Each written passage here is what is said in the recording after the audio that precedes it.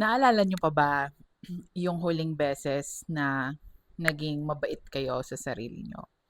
If not, then this episode is for you because napakagaling natin at napakadali sa atin to spot our own mistakes, kung ano yung mga pagkukulang natin, kung ano yung mga kailangan pa natin gawin. And sometimes, no matter how we think or what we think, never naging enough yung mga ginagawa natin para sa ating sarili. It's just, this let's take this time to just relax and alalahanin natin lahat ng mga achievements natin in life without feeling bad about ourselves. So, in today's episode, we are going to talk about being gentle with ourselves.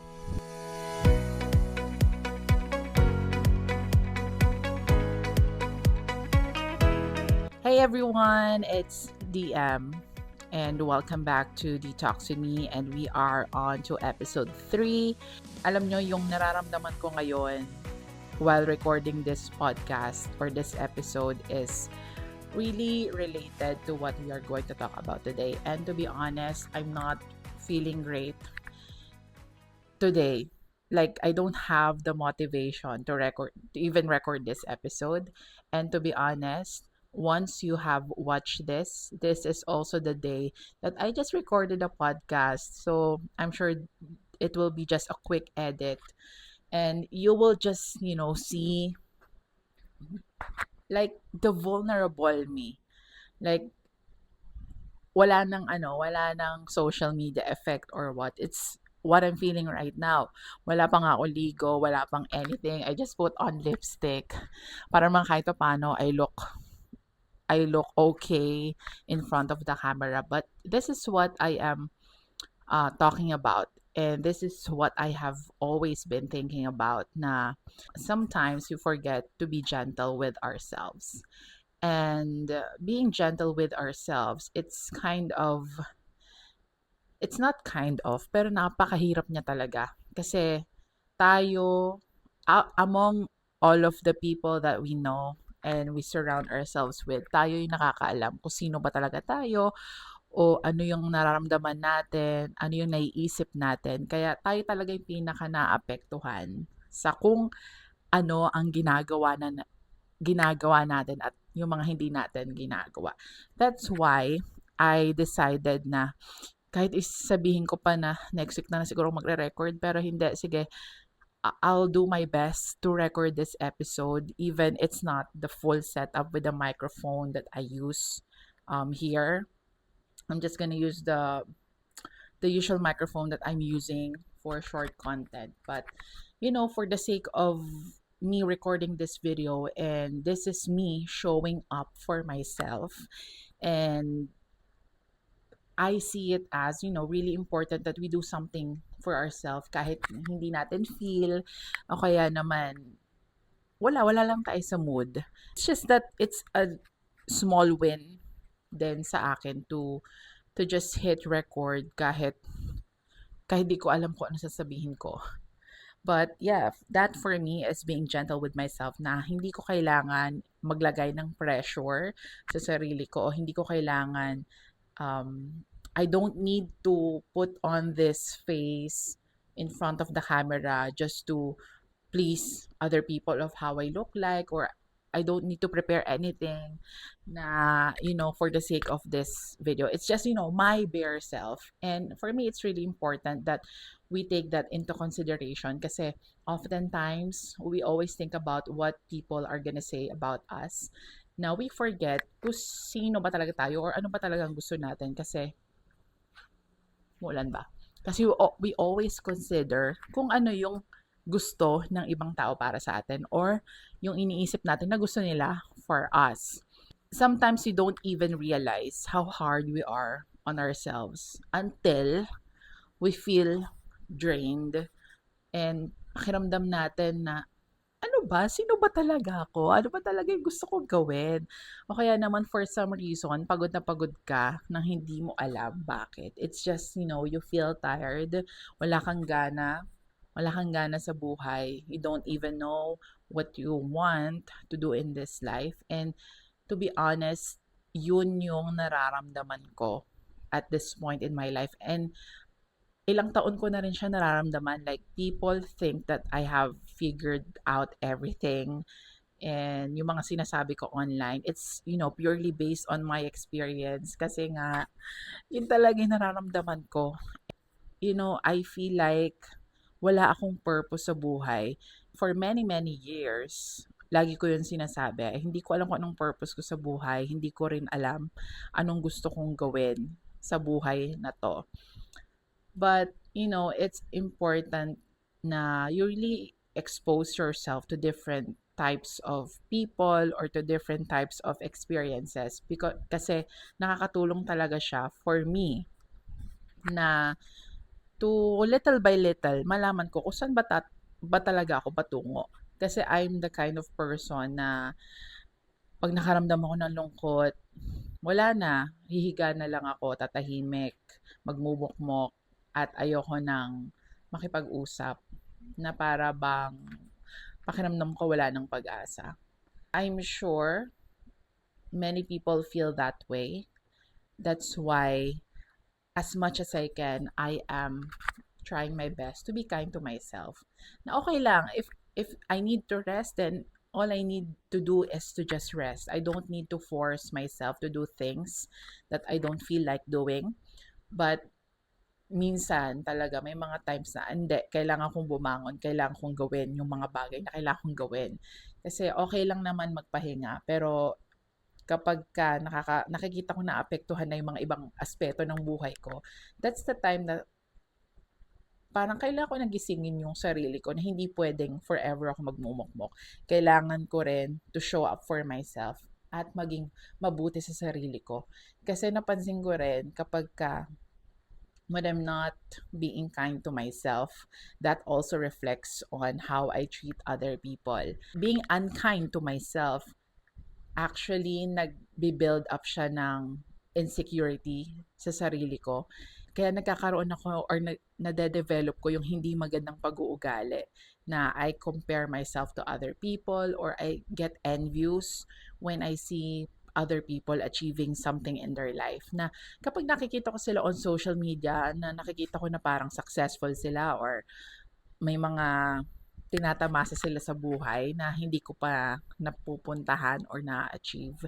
I feel bad not because I don't want them na ma-achieve yung mga bagay na yun. But it just comes from an insecurity of mine sa loob ko na bakit ako hindi ko kayang gawin yon. Alam ko naman na may potential ako. But I realized, wala naman akong ginagawa sa potential ko na yun eh. Parang, I don't do something about it. I just,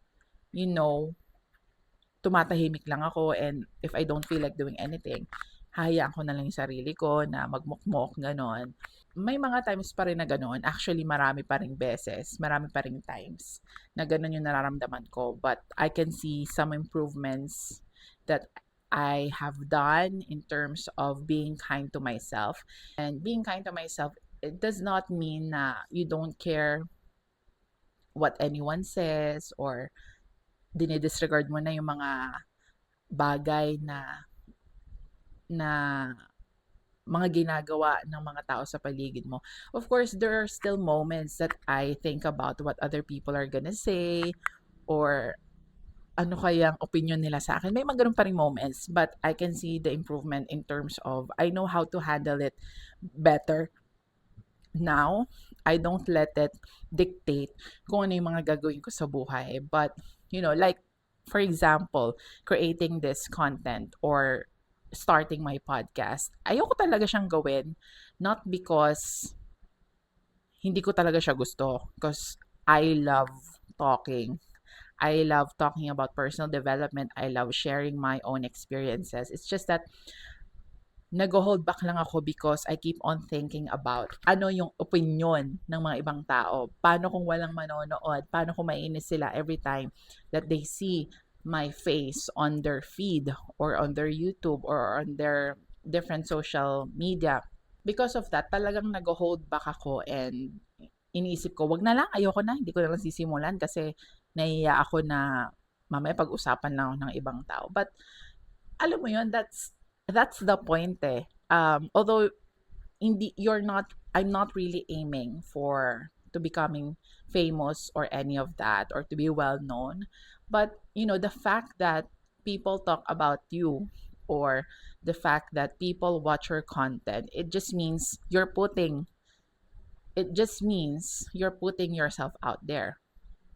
And yun yung naisip ko, o nga no, kaya nanonood or kaya ako nakikita ng mga ibang tao online and kaya sila baka magkaroon ng opinion tungkol sa akin. It's because I'm taking the action that I need to do to just put myself out there and you know, masanay na lang kung ano man yung sasabihin ng iba. Kung meron mang sasabihin ang iba. Pero yun nga eh, sabi nga eh, if you expose yourself online, you're also allowing other people to think things about you or to talk about you when they see your post. But I learned that I should not let that thought hold me back to what I really love doing. That is why, you know, chill na lang, even though I'm not yung kahit hindi ito yung ideal setup. What matters to me is just, record an episode, put myself out there, and bahala na. It's just the important thing is I'm being consistent, especially when I was posting for the past few days about this episode 3 and I mentioned that I'll be posting this on Friday, which is today. So wala akong choice kundi to be accountable of what I said online and just put anything out there. And ayokong stressin yung sarili ko na hindi kailangan maganda yung content ko o kailangan perfect yung background ko. I just decided to just use this kind of setup and just start talking. And that's it. Pero bakit ba we are so hard on ourselves? Do we all know ang mga pagkakamali or mistakes are normal part of our life. Hindi talaga natin maiwasan yan. At yung mga pagkakamali natin, doon naman talaga tayo natututo. Pero it's just that, the thought after making that mistake, like for example, when I'm talking to in front of many people, and napiyok ako habang nagsasalita, in my mind and inside, nararamdaman ko sobrang init ng katawan ko na parang hiyang-hiya ako. Bakit ako pumiyok? Bakit ko nasabi yon? And when I ask other people about it, hindi naman nila napapansin na nagkamali ako or hindi nila napansin na pumiyok yung boses ko. We are just too hard on ourselves kasi nga mas aware tayo sa sarili natin kaysa sa ibang mga tao most of the time, especially pagka-dating sa mga pagkakamali. Pero, people do not think about us 24/7. Or if ever na ma-notice man nila during that time, yung pagkakamali natin, hindi naman nila dadalhin yun hanggang pag-uwi o hindi nila dadalhin yun kinabukasan hanggang next week or the following weeks, months, or years. Pero sa atin, di ba, meron tayong mga moments, embarrassing moments like many, many years ago na until now, dala-dala pa rin natin. Pero yung ibang mga tao, nakalimutan na yun.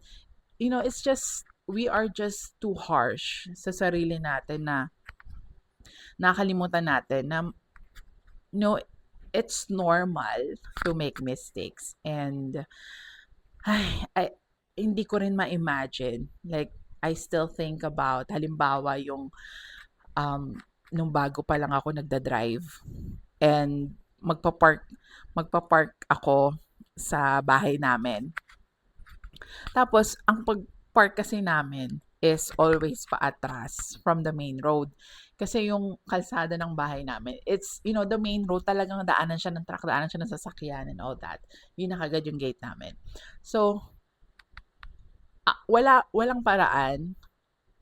Ang lagi naming way is paatras para kapag lalabas kami, mas madali na lang kaysa paatras kaming lalabas, So, bago pa lang ako mag-drive and everything, and weakness ko talaga yung parking before. So, what I did is, nalilito kasi ako sa Manibela, yung sa Angway, ganito, ganyan. So, nung ano na ako, nung magpa-park na ako, so naka-stop na ako sa harap ng gate namin, nakabukas na and everything. Nung pag-ganon ko, ano ba tawag sa ganito? Basta nung tinurn ko na yung manibela, kasi parang na-imagine ko siya sa isip ko na, ay, ito yung gagawin ko. Pagka ganun ko, gaganon ako. So, kalkulado na sa isip ko. Pero, bago pa lang ako, kaya hindi ko alam yung mga, alam mo yon yung mga kailangan ko i-consider. So, ganyan ako, tapos diretso ako. Tapos, pag-aatras na ako, hindi ko alam. Nung nagre-reverse na ako, hindi ko alam kung right side ba ako magaganito o left side ba ako gaganyan. So, alam mo yun, nag-cause ako ng traffic kasi hindi ko mapasok-pasok yung likod ng sasakyan namin doon sa gate. So, nag-cause ako ng traffic, nagbubusina na lahat, nagagalit na sila na para bang, ano ba, hindi marunong mag-drive, ganon. Tapos yung asawa ko na he was still my boyfriend back then, sabi niya, kumakatok siya, ano, ako na lang magpa-park. Sabi ko, ayokong bumaba. Ay ko, ayokong bumaba kasi makikita nila yung mukha ko. So, siya yung nag-guide sa akin mag-traffic, ganyan. Tapos tinatanong niya, okay pa ba ako? Hindi, okay na, ganyan. Wala akong nagawa kundi, I just prayed na mapasok ko yung likod ng sasakyan. And, napasok ko naman after ilang minutes. Pero, the traffic that I caused, nakakahiya talaga. As in, na until now, dala-dala ko pa rin siya. Lalong-lalo na nung bagong pangyayari pa lang yun, hindi na ako makatulog. Inisip ko, ayoko na mag-drive. Hindi ko na ulitin, ayoko na mag-drive kasi hindi ako marunong mag-park. Pero, like, iniisip ko, yung tricycle driver ba na nagalit doon? Naalala pa rin ba niya yung ginawa kong traffic dun sa pagpa-park sa amin? Hindi naman, 'di ba? So, it's just, a one-time off thing whenever we make mistakes. It just, our brain has this memory na talaga magre-replay sa utak natin kasi that's our own memory. Pero sa ibang tao, parang hindi na siya relevant for them. So, yeah. And if I let that overcame me na or overpower me na ayoko na mag-drive kasi magkakos ako ng traffic, then I would not know how to drive like I can now. And other than that, we are too hard on ourselves kasi yung mga nakikita natin on social media, like when we see people who are successful or may mga kotse na, may mga nagta-travel sila kung saan-saan, and for us, syempre gusto rin natin magkaroon ng mga ganung bagay. Halimbawa, I want to travel to this country and I saw someone posting about it.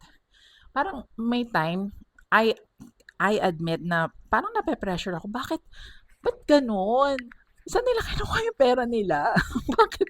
Ba't nakakapag-travel sila sa mga ganung lugar? Sana ako rin na nakakalimutan ko na that I have my own blessings.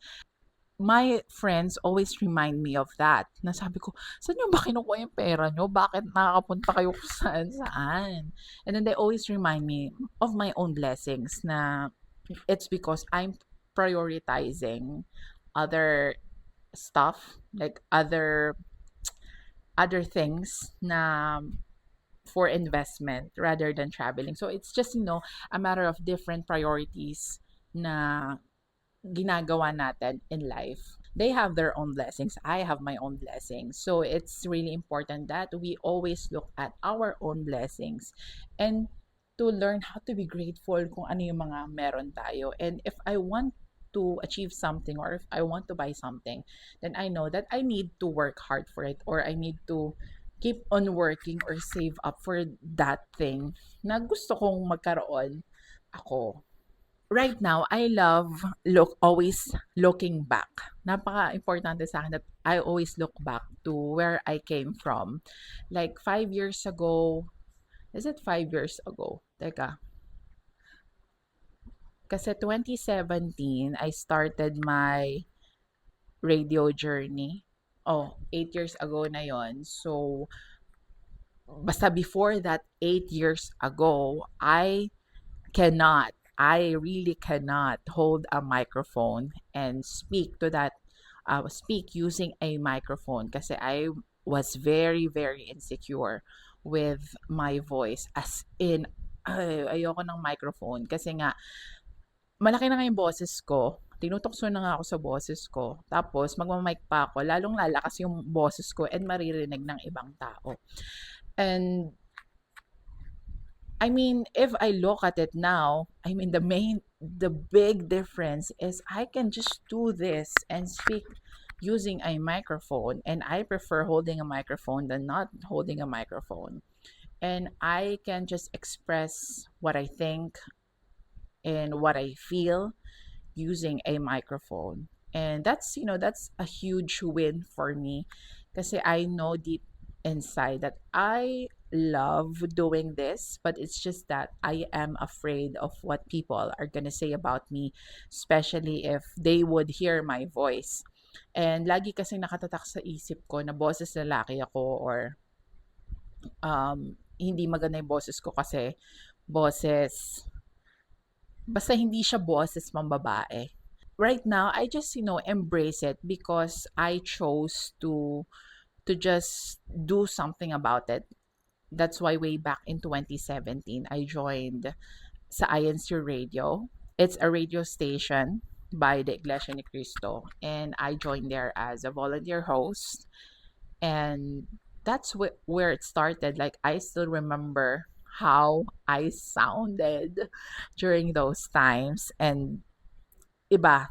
And I just kept on showing up, and I just kept on joining programs. That's why it really helped me to improve not just the quality of my voice, but getting used to sound of getting used to the sound of my voice, and getting used to holding a microphone. It's just, you really have to immerse yourself in that situation that you're afraid of. Pero alam mo sa sarili mo na gustong gusto mong gawin. Kasi if I just listen to myself back then, na hindi ko kaya yon, na hindi ko kaya, ayoko talaga magsalita, kahit alam ko sa sarili ko na gustong gusto kong gawin yon, then I would not be even here talking about my experiences. And how how can we practice be how can we even practice being gentle with ourselves? I I always feel bad when I would sleep often or I would rest often kasi I see myself as lazy. Pero alam ko sa sarili ko hindi ako tamad. Meron lang talaga sa loob ko o sa nararamdaman ko na kahit anong gawin ko, hindi talaga ako makabangon, hindi talaga ako makatayo. Lagi kong sinisisi yung sarili ko na hindi, tamad ka lang kasi kaya hindi mo ginagawa yung mga kailangan mong gawin. Then that's when I realized that yung pagpapahinga is really important, not just in our physical health but in our mental health. It's our means of recharging our brain, our energy para go na ulit tayo once we have that rest. There's still some guilt about resting, pero I learned to be a little kinder to myself na I'll clean the house when I feel like it. I know it may sound na hindi kailangan kahit walang motivation, kailangan mong pilitin yung sarili mo. But when it comes to, doing house chores or anything that you may think of, there are also times na I have to just listen to my body and just give it a rest. Kasi minsan kailangan lang pala natin magpahinga, kailangan lang pala natin matulog, madalas kailangan ko lang pala maligo para magkaroon ng energy to go on with my day. It's just doing things to wake myself up from feeling na ayokong kumilos or anything. And yeah, so this is just a reminder that we are allowed to rest. We are not a lazy person, or we are not a bad person if we chose to rest, or if we chose a day to rest. That's why kaya nga it's okay to file a leave when our body seeks for it, na hindi naman porket sick leave, kailangan nilalagnat ka na or what. It's just sometimes your brain, your mind is just too tired to function that you need a day off. And that's fine. That's okay. Just, just take that sick leave and ipahinga natin yung mga utak natin. I mean, trust me, you will thank yourself because you will have a better relationship with yourself and with other people if you are well rested. There are small and quiet wins that we are also experiencing in life na oftentimes hindi natin siya napapansin. Lagi lang natin siya na-overlook because kapag sinabi kasing winning, we always think about the big things like purchasing a house, purchasing a car, or graduating from college or finishing a course and all that. But as simple as babangon ka even though you don't feel like it. As simple as doing things that you need to do even when you don't feel like it. Kahit walang motivation, that's already a win because it builds our discipline. It builds our kindness to ourselves na okay lang, you don't need that 100% effort. Like, ang mahalaga naman is tumayo ka or you did something today na hindi naman kailangan na sobrang sobrang ganda ng ginawa mo today. Sometimes it's just, as simple as doing it little by little each day. That's already a win. That's what I am trying still to learn na okay lang. Walang hindi kailangan magmadali, hindi kailangan i-pressure yung sarili na kailangan ma-achieve ko na to at this age, at this stage of my life. Wala namang nagsabi sa akin na successful ka kapag by this age, may ganito ka na or na-achieve mo na to. I acknowledge that I have my own timeline and I have my own schedule of doing things that are for me. The bottom line is do not beat yourself up if you're doing things differently than most of the people that you see online because they have their own battles and we have our own battles. Just as masaya tayo sa labas and we have our own battles that we face at mas na-magnify yun whenever we are alone or whenever we are in the comforts of our own home. I'm sure that is the same with the people that we recognize on social media who we see as successful. So, it's just sabi ko nga, kanya-kanyang blessings talaga and kanya-kanyang way of being grateful and of how we see things as they are. Hindi mo sisilipin kung ano yung mga ginagawa ng iba because you have your own life to live. That's all for our talk for today. Akala ko 10 minutes lang masasabi ko dito but yeah, it's just a topic that is close to my heart because that's what I'm feeling today.